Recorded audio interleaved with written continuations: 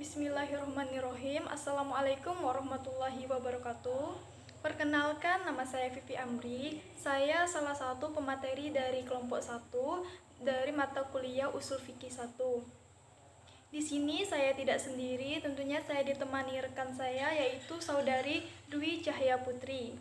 Pada kesempatan kali ini, kelompok kami akan menjelaskan tentang terminologi ilmu usul fikih, di mana ada 5 poin yang akan kami bahas. Yang pertama, pengertian usul fikih. Yang kedua, objek kajian usul fikih. Yang ketiga, perbedaan usul fikih, fikih dan kawaid fikih. Dan yang keempat, tujuan dan fungsi usul fikih. Dan yang kelima, sumber pengambilan atau landasan dasar dari usul fikih. Saya selaku pemateri pertama, ada 3 poin yang akan saya jelaskan. Yang pertama, pengertian usul fikih. Yang kedua, objek kajian usul fikih. Yang ketiga, perbedaan usul fikih, fikih dan kawaid fikih. Baiklah, langsung saja saya akan menjelaskan pada poin pertama, yaitu pengertian usul fikih. Usul fikih terdiri dari 2 kata, yaitu usul dan fikih. Kata usul merupakan jamak dari kata asal.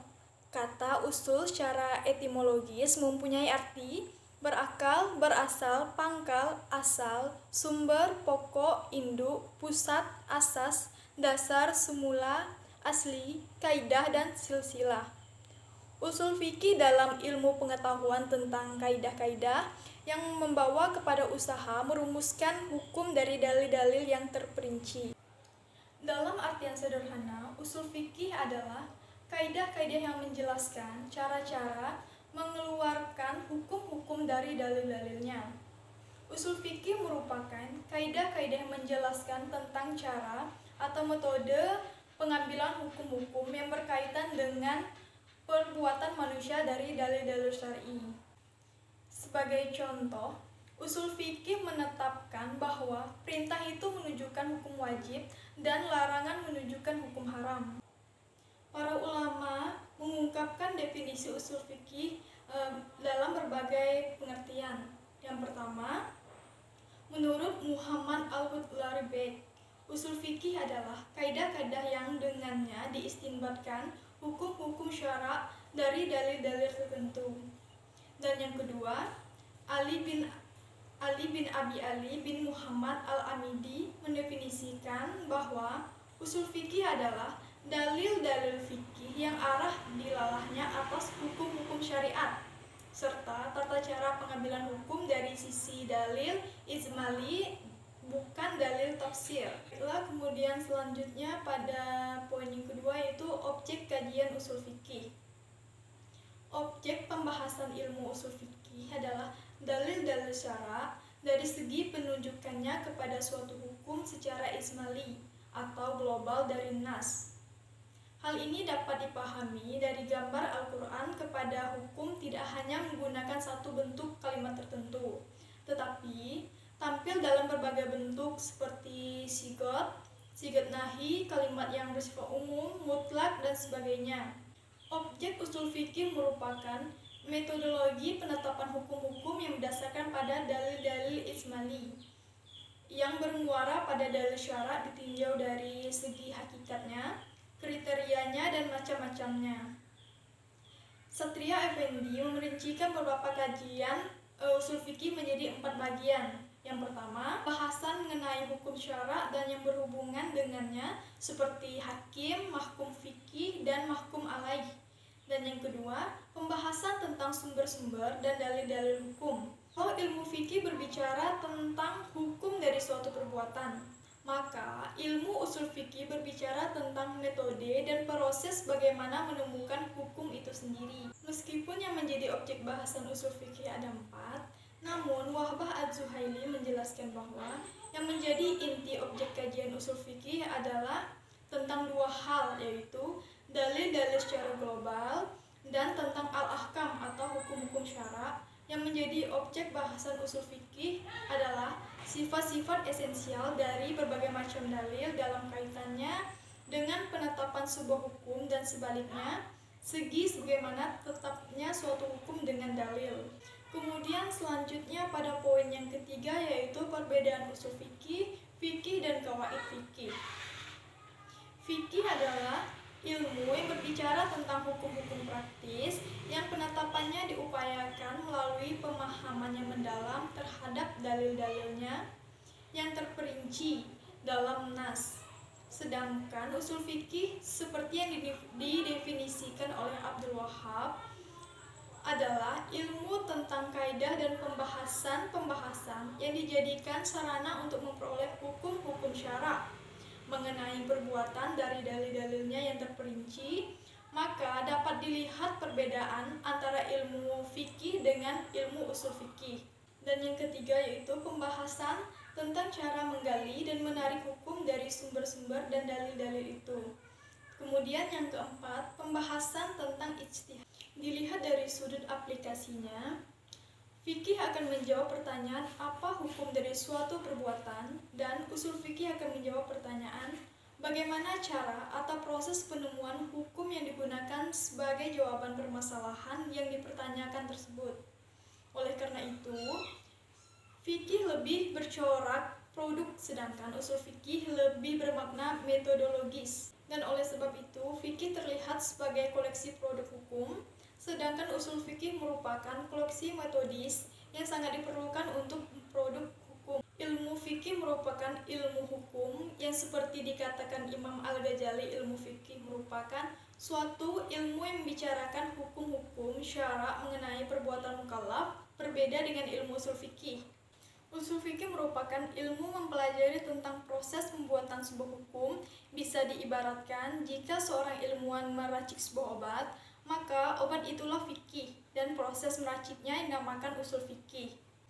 Jadi, ilmu fikih merupakan produk dari usul fikih yang sudah terlihat dari asal kata usul yang bermakna dasar atau pondasi dari segi bahasa. Sedangkan dari istilah merupakan suatu yang dijadikan dasar atau fondasi bagi fikih. Sudah jelas perbedaan antara ilmu fikih dan usul fikih.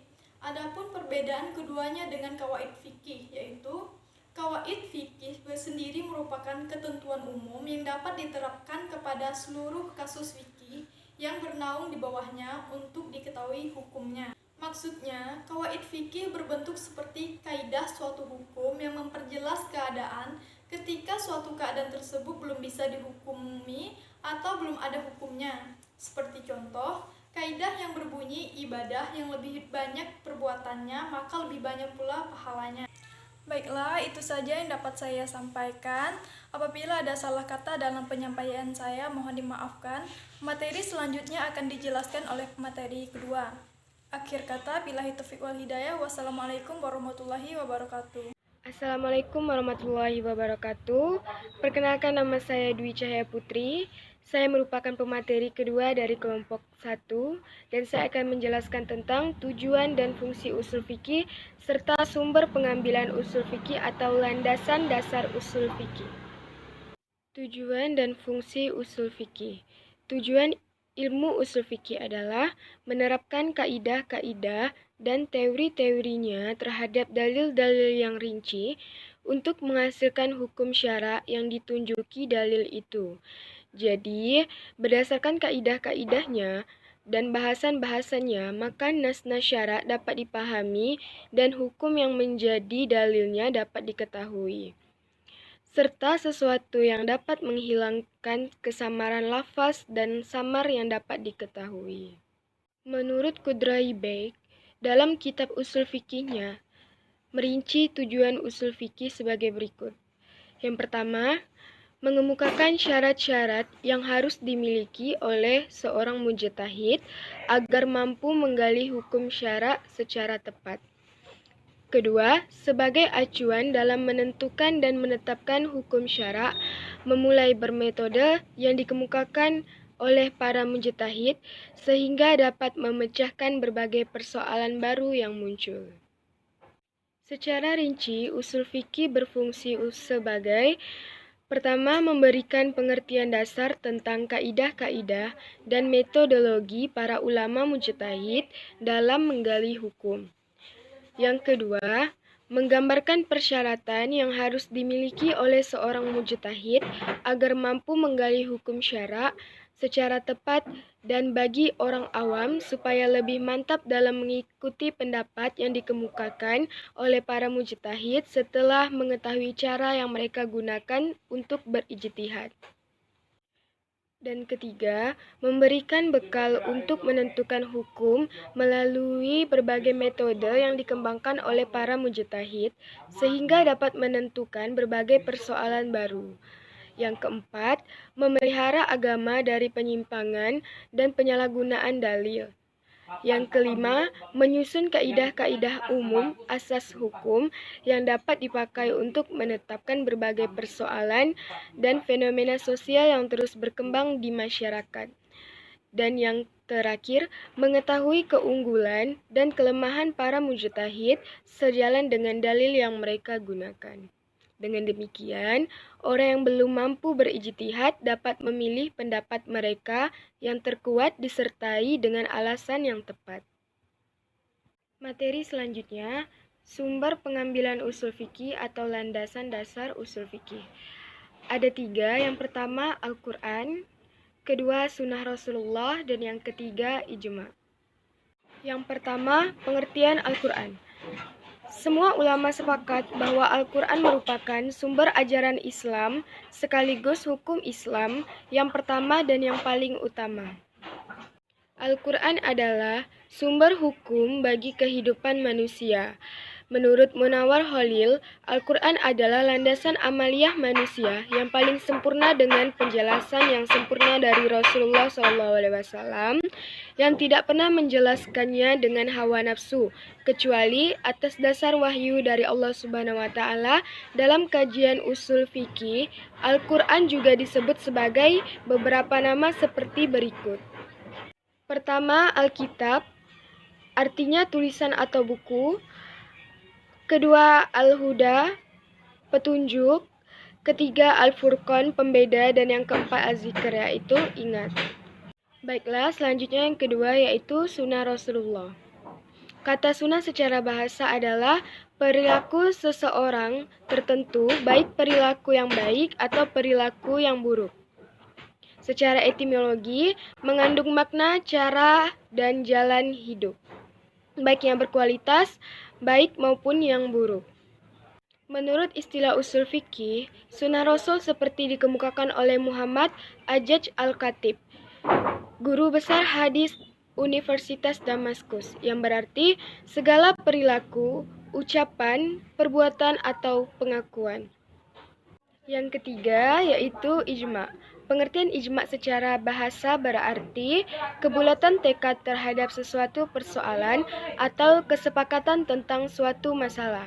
Menurut istilah usul fikih seperti dikemukakan Abdul Karim Zaidan adalah keputusan para mujtahid dari kalangan umat Islam tentang hukum syara pada satu masa setelah Rasulullah SAW.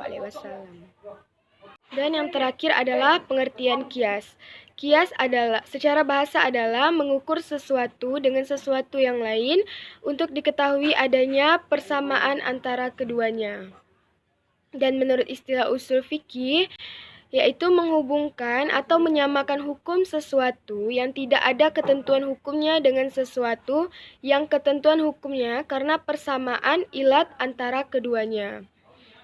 Baiklah, mungkin hanya ini saja yang bisa kami presentasikan.